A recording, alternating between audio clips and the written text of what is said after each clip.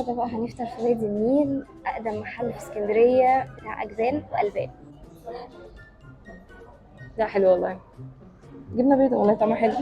بس فعلا جبنه بيضاء عاديه. ده جبنه تركي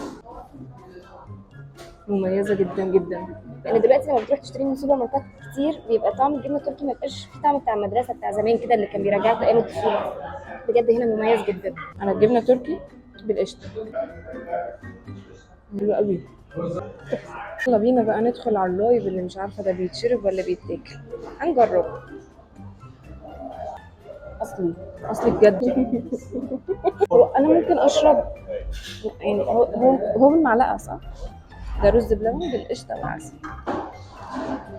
لا ده احنا هناكل تاني. خطير.